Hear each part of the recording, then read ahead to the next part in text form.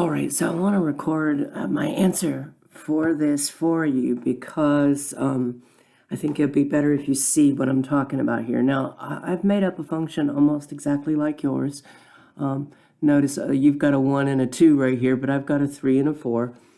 And its domain would be all real numbers except -3 and -4, whereas you have a slightly different domain, but you have your domain right on the work you've done thus far.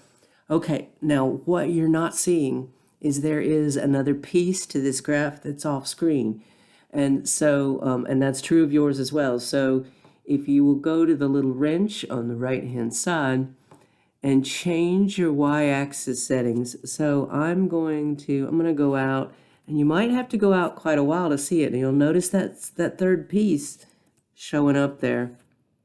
All right, so now I can see all three pieces of the graph. And when you've got a big gap like that, it's always good to look and see if there's another piece hiding off of the screen. And of course, we do have this piece right here that looks almost like an upside down parabola. All right, now you were asking about increasing and decreasing. So let's notice that first of all, there is this piece that comes from all the way out here and just goes forever upward. And in truth, right here is that vertical asymptote of -4, and then right there is the vertical asymptote of -3. So this right here is increasing from -infinity way out here on the left until it gets to -4, that vertical asymptote. All right, so that's going to be the first interval of increase. And let's see if this will let me write on the screen. If I can, I will. So my first increasing interval will be -infinity to that first vertical asymptote, -4.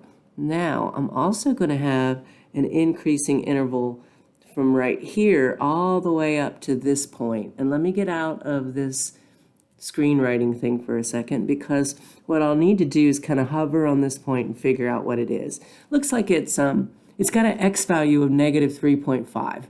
All right, and you'll need to do that on Desmos in order to kind of hover on that point and figure out what it is. So I'm going to have an interval of increase from -4, from this vertical asymptote that's on this left side, up to -3.5. All right, so let me again turn on my little drawing thing, and so it'll be from -4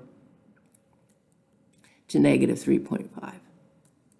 So that will be increasing. So that's my increasing. To get to decreasing, now let's do the same thing. Let's notice that from right there down to this vertical asymptote that's on the right, I've got a decreasing piece. So that's from -3.5, and that vertical asymptote that's on the right is -3 to -3. And then I also have this piece over here is also decreasing. We've got that downward ski slope, and it's decreasing from the vertical asymptote out to +infinity. So from -3 to +infinity. And remember, we want these nice open brackets, because that means the -3, the actual vertical asymptote, is not included. You don't want to stick these together because there isn't a defined value at -3. That's where our vertical asymptote is. Same thing with -4 up here. And that's, of course, the decreasing interval. And I believe that answers your question.